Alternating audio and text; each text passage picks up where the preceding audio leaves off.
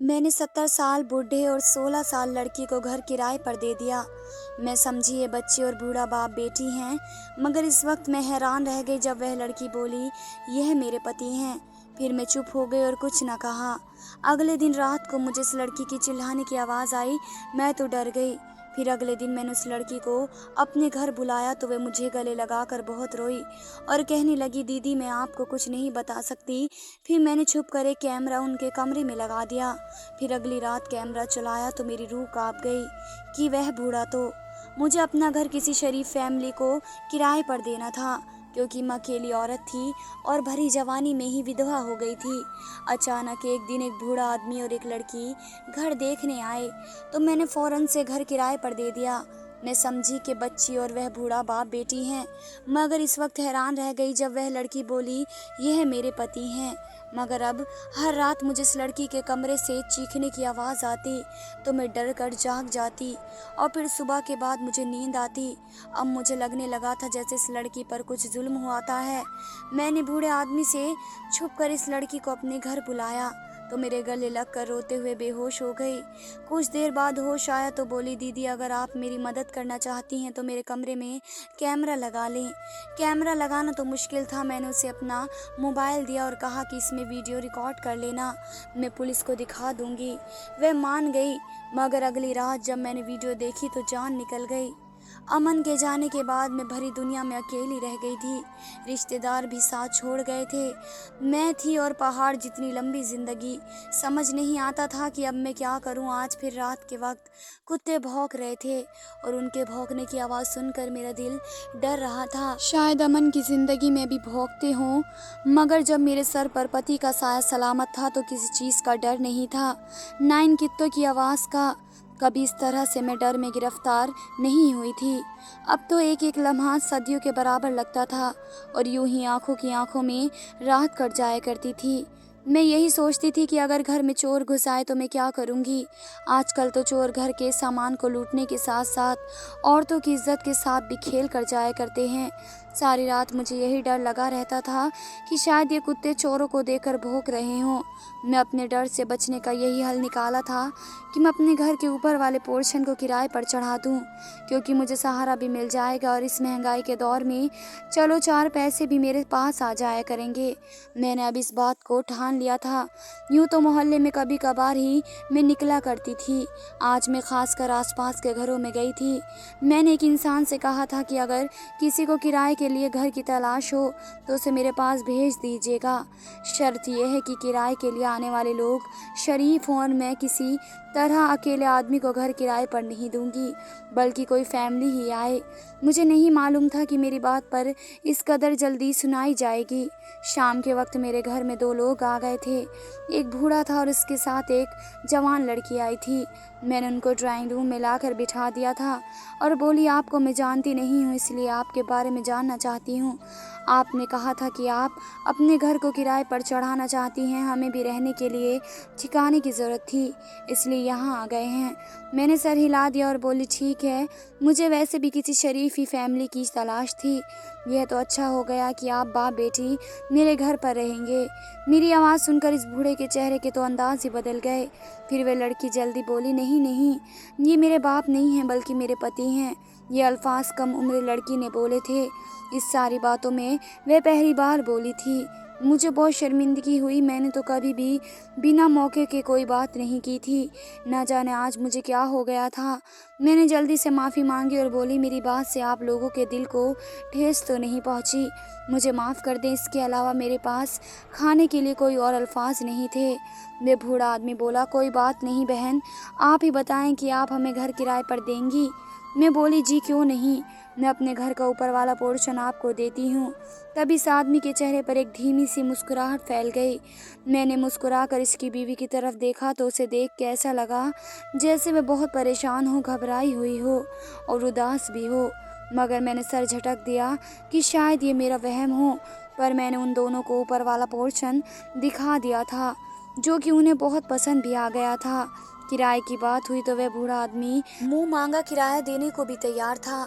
ये मेरे लिए खुशी की बात थी। मैंने ऊपर वाले पोर्शन की चाबी उनको थमा दी और चैन की सांस लेकर नीचे आ गई। मैं चाहकर भी उन दोनों को अपने दिमाग से नहीं झटक पा रही थी।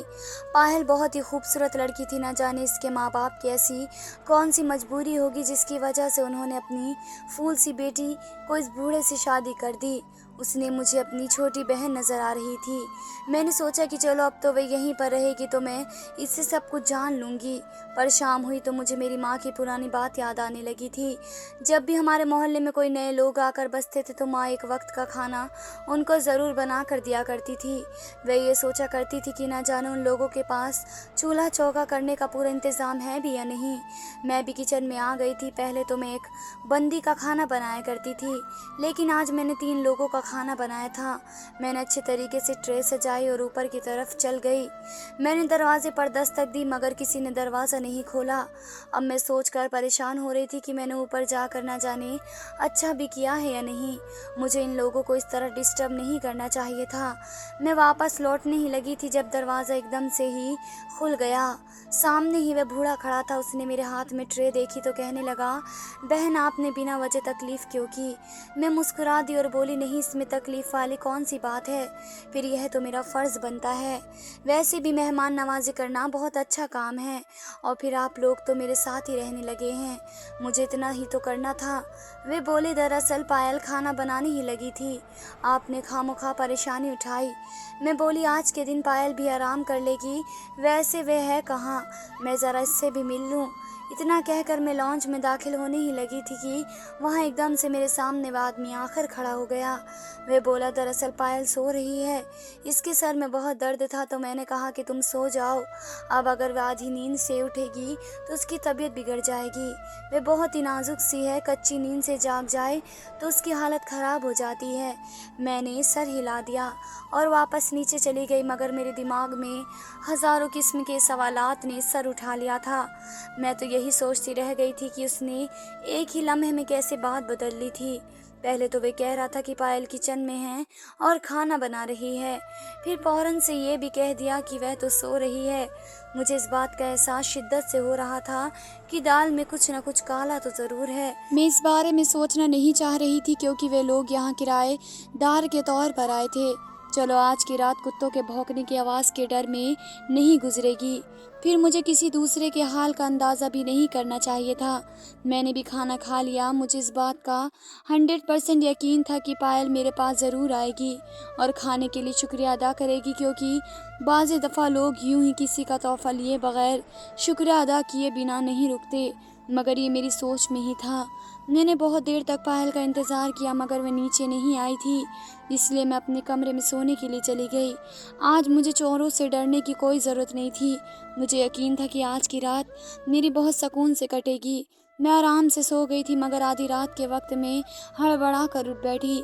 मैं यही सोच रही थी कि आखिर मेरी आँख कैसे खुल गई।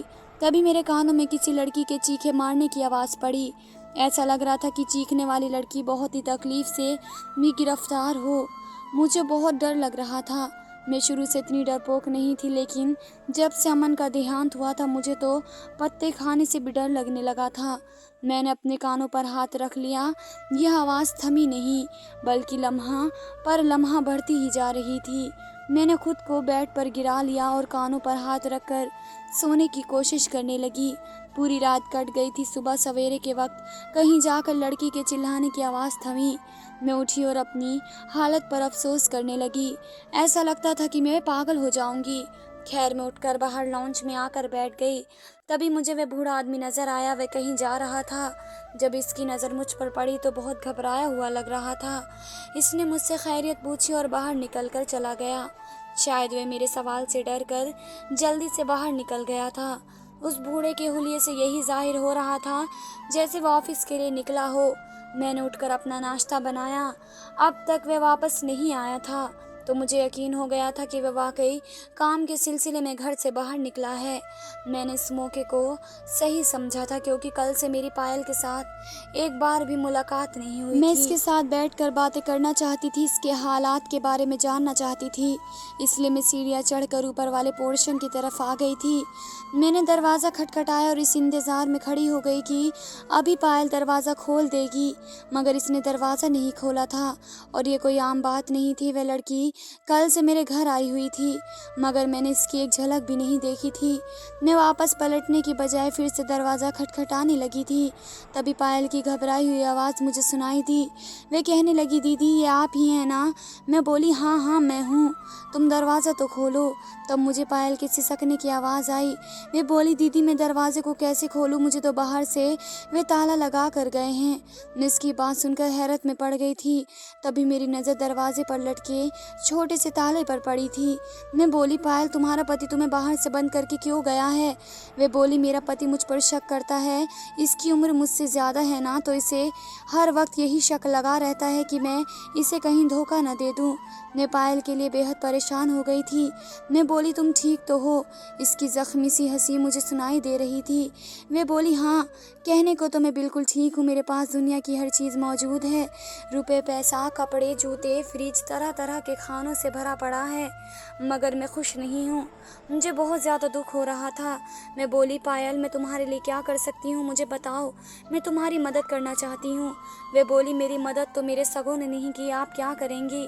बस आपसे इतनी सी गुजारिश है कि मेरे लिए दुआ करें कि मुझे कुछ नहीं चाहिए। मैं बोली, क्यों नहीं? मैं वापस पलटने लगी तो पायल बोली, दीदी आप प्लीज़ यह सब उन्हें बताना मत कि आप यहाँ पर आई थी या मैंने आपसे कुछ भी कहा है। मैं बोली, हाँ हाँ तुम बिल्कुल भी फिक्र मत करो, वैसा ही होगा, मैं इससे किसी बात का जिक्र नहीं करूँगी।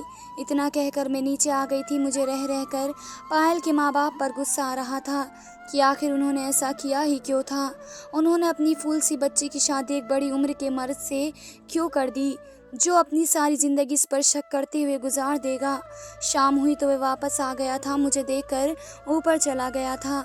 मैं सोचने लगी कि काश ही अपनी बीवी को यूं कैद में ना रखता तो कितना अच्छा होता। चलो हम दोनों लड़कियों की आपस में दोस्ती हो जाती, हम अपने गम बांट लेते, मगर अब क्या हो सकता था। खैर मैं अपने रोज़ का काम निपटाने लगी और सोने के लिए लेट गई थी। आज फिर आधी रात के वक्त मेरी आँख खुल गई और आज भी वही हुआ जिसने मुझे कल सोने नहीं दिया था। मुझे किसी लड़की के चीखने की आवाज़ सुनाई दी। मैंने कान लगाए तो मुझ पर यह हकीकत खुली थी कि आवाज़ तो बहुत ही करीब से आ रही थी। कहाँ से आ रही थी ये आवाज़? भला मुझे इस चीख का सुराग हर हाल में पता लगाना था। मैं अपने कमरे से बाहर आ गई तो अब चीखने की आवाज़ ज़्यादा करीब से सुनाई दी। तब मुझे अंदाज़ा हुआ कि ये चीखने का शोर कहीं और से नहीं बल्कि ऊपर वाले पोर्शन से आ रहा था और चीखने वाली लड़की कोई और नहीं बल्कि पायल है। एक लम्हे के लिए मैं तो हैरत में पड़ गई। फिर मैं जल्दी से सीढ़ियाँ चढ़ कर गई थी। मुझे पायल से पहली नज़र में ही बड़ी मोहब्बत हो गई थी। अब भला मैं इसे कैसे परेशानी में छोड़ सकती थी। मैंने ज़ोर ज़ोर से दरवाज़ा पीटना शुरू कर दिया। मैं कितनी ही देर यूं ही खड़ी दरवाज़ा खटखटाती रही, मगर मजाल है जो किसी ने ज़रा सी भी आवाज़ निकाली हो। और ऐसा भी नहीं था कि दरवाजे की आवाज़ सुनकर शोर थम गया हो, बल्कि अब तो मुझे पायल के चीखने की और आवाज़ आ रही थी। दरवाज़ा भी पीट कर मेरे हाथों में दर्द शुरू हो गया, इसलिए मैं मजबूर होकर नीचे आ गई। आज रात तो पायल की फिक्र में मुझे नींद भी नहीं आने वाली थी, इसलिए मैं लॉन्च में ही बैठी रही थी। यहाँ तक कि सुबह जब वह घर से नीचे आया तो मुझे देखते ही घबरा गया था। वे बाहर निकलने लगा तो मैं बोली, मेरी बात सुनिए। मैंने उस आदमी के चेहरे पर डर सा देखा था। वह मेरे सामने वाले सोफे पर बैठ गया और बोला, मैं जानता हूँ कि आप मुझसे क्या पूछना चाहती हैं। मैं उस आदमी के चेहरे पर बहुत ज़्यादा उदासी फैल गई थी। वह बोला, आपको पायल की फ़िक्र हो रही है ना कि वे क्यों चीखती रहती है? मुझे भी इसकी बहुत फ़िक्र होती है, मगर मैं कुछ भी कहने से शर्मिंदा हूँ। आपके पास कोई हल है तो मुझे भी बता दें। मैंने देखा था कि उसकी आंखों से आंसू निकल रहे थे और वह मुझसे नज़र बचाकर अपने आंसू साफ कर रहा था। मैं बोली, आप मुझे ये बताएं कि इसके साथ मसला क्या है, तभी तो कोई हल बताऊंगी ना। उसने सर उठाया और मेरी आंखों में आंखें डालकर बोला, पायल का सबसे बड़ा मसला इसके नापसंदीदा आदमी से शादी है।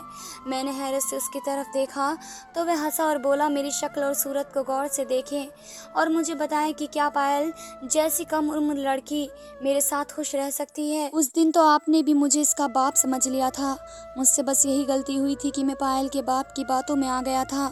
इसने मुझे 20 लाख रुपए का कर्ज लिया था। इसने 1 साल के लिए कर्ज लिया था और 4 साल गुजर गए थे। वह कर्ज नहीं लौटा रहा था। मैं उसे मोहलत पर मोहलत देता रहा, मगर अब मेरी भी बस हो गई थी। मैंने कह दिया कि अगर अब मेरे पैसे वापस ना किए तो मैं तुम्हें पुलिस के हवाले कर दूंगा। तो वह कहने लगा कि मेरे पास तुम्हें देने के लिए 1 रुपया भी नहीं है। तुम यूं करो कि पैसों के बदले मेरी बड़ी बेटी से शादी कर लो। मुझे इसकी बात सही नहीं लगी थी। मैं बोला, तुम ये क्या कह रहे हो? इसने अपनी बेटी की तस्वीर मेरे सामने कर दी और बोला कि अगर तुम इससे शादी नहीं करोगे तो मैं किसी और से पैसे लेकर उसको विदा कर दूंगा। मेरी शादी बहुत कम उम्र में हुई थी। मैं सिर्फ 22 बरस का था और मेरी बीवी 18 बरस की थी। हम दोनों एक दूसरे के साथ बहुत खुश थे, मगर फिर वह औलाद पैदा करते हुए मर गई। ना औलाद बची और ना ही मेरी बीवी बची। मैंने अपनी बीवी के साथ वफा निभाई और 65 साल की उम्र हो जाने के बावजूद भी दूसरी शादी नहीं की। मगर अब मुझे अकेलेपन का एहसास बड़ी शिद्दत से होता था। जी चाहता था कि कोई मेरा भी हो जिससे मैं अपना सुख दुख बांट सकूं। मैं से किसी की सुनूं और कोई मेरी सुने। मैं पायल के बाप की बातों में आ गया और शादी के लिए हाँ कर दी। शादी की रात पायल ने मेरे मुंह पर थप्पड़ मारा और मुझ पर थूक दिया। मैं तुम्हारी कभी भी नहीं हो सकती। तुम्हें शर्म आनी चाहिए थी अपनी बेटी की उम्र की लड़की से शादी करते हुए। अब वह हर रात मुझे बदनाम करने के लिए चीखती चिल्लाती है। इसी वजह से मुझे अपना घर भी छोड़ना पड़ गया, क्योंकि लोग मुझ पर शक करते हैं कि शायद मैं अपनी बीवी पर जुल्म करता हूँ। मैं यूं ही घर बदलता रहता हूँ। लोग पायल की वजह से मुझे जीने नहीं देते। अब ये मेरा चौथा घर है। मैंने यहाँ आकर इसके आगे हाथ भी जोड़ दिए थे और बोला था कि मुझे आखिरी उम्र में यूं जलील मत करो। तुम्हें ऊपर वाले का वास्ता है, मुझे जी लेने दो। मगर वे यहाँ आकर भी अपनी हरकतों से बाज नहीं आई। लेकिन आपको एक बात बताऊं, इसमें पायल का भी कोई कसूर नहीं है। वे दिमागी तौर पर बीमार हो चुकी है। इसका इलाज चल रहा है। वे लोगों को जख्मी भी कर देती है, इसलिए मैं इसे बाहर से ताला लगा कर जाता हूँ। मैं सब बातें सुनकर हैरत में पड़ गई थी। मैंने बड़े गौर से उसके चेहरे की तरफ देखा। इसकी तरफ देखकर यही लग रहा था कि वह सच कह रहा है। तब मैं बोली, मैं आपसे एक दरख्वास्त करूं? वह बोला, जी जी आप हुक्म करें। मैं बोली, आप पायल को बंद करके ना जाया करें। मैं इससे बात करने की कोशिश करूंगी। हो सकता है कि इसकी हालत में कुछ बेहतरी आ जाए। वे परेशान हो गया था। बोला, आप ये सब इसलिए कह रही हैं क्योंकि आपने इसकी हालत नहीं देखी। जब इसे गुस्सा आता है तो वह इस कदर जुनूनी हो जाती है कि मेरे लिए भी इसे संभालना मुश्किल हो जाता है। मैं ऑफिस में होता हूँ, पीछे से वह आप पर हमला कर देगी तो कसूरवार कौन होगा? हो सकता है कि वह आपका बहुत ज़्यादा नुकसान कर दे, इसलिए आप मुझे इस काम से दूर ही रखें। मैं ये सब नहीं कर सकता। मैं बोली, अगर पायल ने मुझे नुकसान पहुंचा दिया तो मैं आपको कसूरवार नहीं ठहराऊंगी। आप बस मेरी ये बात मान ले। वे मेरी तरफ बड़े गौर से देखते रहे। फिर उसने अपनी जेब से चाबी निकाल कर मुझे थमा दी और बोला, आपने होशियार रहना है। जैसे ही मालूम हो कि पायल को गुस्सा आ रहा है तो फौरन कमरे से बाहर निकल जाइएगा। मैंने सर हिलाया तो वह वहाँ से उठकर चला गया और मैं यही सोच सोच कर परेशान होती जा रही थी कि आखिर सच क्या हो सकता है। ताला खोलकर मैं ऊपर वाले पोर्शन में आ गई थी। मुझे पायल सोफे पर बैठी नजर आई थी। वे किसी गहरी सोच में गुम थी और बार बार अपने आप को कोस रही थी। मैंने उसको पुकारा तो वह मुझे देख कर चल पड़ी थी। फिर दिल पर हाथ रख कर बोली, आपने तो मेरी जान ही निकाल दी थी। मैं हंसी तो वह हैरत से बोली, आप यहाँ कैसे आ गई? आपको चाबी कैसे मिल गई? मैं बोली, बस ये तुम्हारी दीदी का कमाल है। पायल रोने लगी थी और उठकर मेरे गले लग गई। वह बोली, दीदी मुझे बहुत वक्त से किसी ऐसे कंधे की तलाश थी जिस पर मैं सिर रख कर रो सकती हूँ। पायल, तुम्हें रोने की ज़रूरत नहीं है, तुम्हारी दीदी तुम्हारे पास है। मैं आज यहाँ तुमसे बहुत ही ज़रूरी बात पूछने आई हूँ। मुझे ये बताओ कि रात के वक्त तुम चीखने क्यों लगती हो, जबकि मैंने उस बूढ़े की बातों पर भरोसा कर लिया था। मगर मैं पायल की तरफ की भी कहानी सुनना चाहती थी। मुझे यही था कि कहीं वह मुझे पागल ही बना कर न चला गया हो। वह घबरा गई थी और कहने लगी, नहीं, मैं तो नहीं चीखती, मुझे क्या ज़रूरत पड़ी है, मैं तो अपनी ज़िंदगी में बहुत खुश हूँ। वे मेरा बहुत ख्याल रखते हैं। मैं इस लड़की की बातें सुनकर हैरान रह गई थी। उसने अचानक ही काया पलटी थी। कल तो कुछ और कह रही थी, फिर वह बोली, आप मुझे अपना पोर्शन दिखाएं। आपने इसकी कैसे सजावट की हुई है? मैं भी अपना घर ऐसे ही सजाना चाहती हूँ, ताकि जब मेरे पति घर आएँ तो उसे ताज़गी का एहसास हो। मैंने सर हिलाया और बोली, हाँ, हाँ, आ जाओ तुम। मैं पायल को अपने साथ ले गई थी, मगर अभी नीचे आए गए तो पायल ने अपना बाजू मेरे सामने कर दिया। इस पर जलने के निशान थे। मैं एकदम से डर गई। मैं बोली, ये क्या हुआ? तो कहने लगी, मैंने आपसे जो बातें की थी ना, जाने वे मेरे पति ने कैसे सुन ली। शायद इसने कुछ रिकॉर्डिंग के लिए लगा कर रखा हुआ है। वे मुझ पर बड़ी गहरी निगाह रखे हुए हैं, इसलिए मैंने ऊपर आपसे कहा था कि मैं बहुत खुश हूँ, जबकि ऐसा कुछ भी नहीं है। मेरा बूढ़ा पति मुझ पर बहुत जुल्म करता है। यह जो रात रात भर मैं चीखती रहती हूँ ना, ये बिना वजह नहीं है। आप अगर अपनी आंखों से देख लें कि मुझ पर क्या गुजरती है तो आप बेहोश हो जाएंगी। आप कैमरा मंगवा कर ऊपर वाले पोर्शन में लगवा दें। मैं तो ऐसा कुछ भी नहीं कर सकती। दरअसल फिर वह रिकॉर्डिंग जब आप थाने में जाकर दिखाएंगे तो मेरे मुजरिम को सज़ा मिल जाएगी और मैं आज़ाद हो जाऊंगी। मैं बोली, ठीक है, मैं कुछ न कुछ करती हूँ। सच कहूँ तो मैं उन दोनों मियाँ बीवी की बातों में फंस कर रह गई थी। मुझे तो दोनों की ही बातों पर यकीन आ जाता था। दोनों ही मासूम लगने लगते थे। सच तक पहुंचने का एक ही हल था और वह था कि मैं सच में कैमरा ऊपर वाले पोर्शन में लगा देती। मैंने कैमरे के लिए किसी से कह दिया था। खैर, मुझे हर रात ऊपर वाले पोर्शन से चीखने की आवाज़ आती रहती और सुबह वह आदमी मेरे सामने रोने लगता था और कहता था कि मेरी बीवी की हालत बहुत ख़राब होती जा रही है। जबकि दिन के वक्त पायल मेरे सामने रोती रहती और कहती कि मुझ पर जुल्म बढ़ता चला जा रहा है। मैं पायल का दिल लगाने की हर मुमकिन कोशिश कर रही थी। उसे हुनर सिखाती, उससे बातें करती, उसको घर की सजावट के बारे में बताती, उसको अपने मेकअप का सामान, साड़ियाँ सब कुछ दिखाती कि किसी तरह उसका दिल बहल जाए। वे मेरे साथ बहुत खुश रहती थी। मुझे उन दोनों मियाँ बीवी की बहुत फिक्र थी। मैं चाहती थी कि अगर वह आदमी मुजरिम है तो उसे जल्द से जल्द सज़ा मिल जाए और अगर पायल बीमार है तो उसका इलाज हो जाए। कैमरा आने में अभी एक दिन बचा था। आज शाम मैंने बिरयानी बनाई तो सोचा पायल को दिए कर आ जाऊं। मैं उस वक्त कभी भी ऊपर वाले पोर्शन में नहीं गई थी। मैं सीढ़ियाँ चढ़कर ऊपर जा रही थी जब मेरे कानों में पायल की आवाज़ पड़ी। वे बोली, आज रात तो पूरी तैयारी के साथ आना तुम। इसकी फिक्र मत करो, वे कमज़ोर है, इसे काबू करना आसान है। मैं ये बातें सुनकर उल्टे कदम लौट आई थी। अब मेरे सामने पायल का चरित्र एक सवाल या निशान बन चुका था। शायद पायल गलत थी। वह हर रात अपने किसी आशिक को घर पर बुलाती थी और उस बूढ़े आदमी को अपने काबू में कर लेती थी। क्या पता बांध भी देती हो और फिर जानबूझकर चीखती हो कि लोग उसके पति को गलत कहें, उसे बुरा समझें और वह अपनी मनमानी करती रहे। कैमरा आने में तो अभी देर थी, इसलिए मैंने अपनी एक दोस्त लेडी कांस्टेबल को फ़ोन किया और सारे हालात से आगाह कर दिया। मैं इससे बोली कि मुझे तुम्हारी टीम की ज़रूरत है, मेरे घर आ जाना, लेकिन पूरे राज के अंदाज से आना। इस वक्त मैं अकेली थी। मैं खाना खाकर अपने दोस्त का इंतज़ार कर रही थी। फिर न जाने क्या हुआ, मेरी आंख लग गई। आंख खुली तो मैं अस्पताल में थी। मैंने अपने आसपास हैरत से देखा था। मेरी दोस्त मेरे सामने खड़ी थी। मैं बोली, सुमन, मैं यहाँ कैसे आई हूँ? वे हंसी और बोली, इस तरह तुम बहुत बड़ा कारनामा करके आई हो। कुछ अरसे से हमें लगातार इस चीज़ की शिकायत मिल रही थी कि एक गिरोह घूम रहा है। वे लोगों के घरों में घुसकर चोरी करते हैं। कल रात तुम्हारी वजह से वह गैंग हमारे हाथ लग गया। मैं बोली, वे कैसे? मेरी दोस्त कहने लगी कि तुम्हारे घर जो किराएदार रह रहे थे वैसी गिरोह का हिस्सा थे। उनका तरीका वारदात ये है कि वे बेसहारा औरतों के घर में बहुत ही मजलूम बनकर रहते हैं और फिर औरतों को चकमा देने के लिए एक्टिंग करते हैं। पति बीवी पर इल्ज़ाम लगाता है और बीवी पति पर। ये औरतें उनके मामले में उलझकर बाकी सब कुछ भूल ही जाती हैं। तुम्हारे साथ भी उन्होंने ऐसा ही किया। तुमने खुद पायल को अपने घर की एक एक चीज़ दिखाई। तुमने उसे अपने जेवर तक दिखा दिए। ये तो तुम शुक्र करो कि जो पायल की बातें तुमने सुन ली। कल रात उन दोनों ने तुम्हारे खाने में नींद की दवा शामिल कर दी थी और तुम्हारे घर की एक एक चीज़ लूटने का इरादा रखते थे। क्या वॉशिंग मशीन, क्या सोफे, क्या जेवर, बर्तन, कपड़े, सब कुछ। हम मौके पर पहुंच गए और यूं तुम्हारी बचत हो गई। मैंने सुमन की बातें सुनी तो दिमाग साए साए करने लगा। लोग दूसरे को लूटने के लिए किस हद तक एक्टिंग कर लेते हैं। ऊपर वाले का लाख लाख शुक्र था, उसने मुझे बचा लिया। अब तो किराएदार भी रखने से डर लगने लगा है। मैं अकेली ही रहती हूँ। मेरे ख्याल में तन्हाई 1000 गुना अच्छी है। अगर आपको आज की कहानी पसंद आई है तो वीडियो को ज़रूर लाइक कीजिए और अपने दोस्तों के साथ शेयर कीजिए। और हाँ, अगर आपने अभी तक हमारे चैनल को सब्सक्राइब नहीं किया है तो ज़रूर सब्सक्राइब करें। मिलते हैं कल एक नई और दिलचस्प कहानी के साथ। तब तक के लिए धन्यवाद।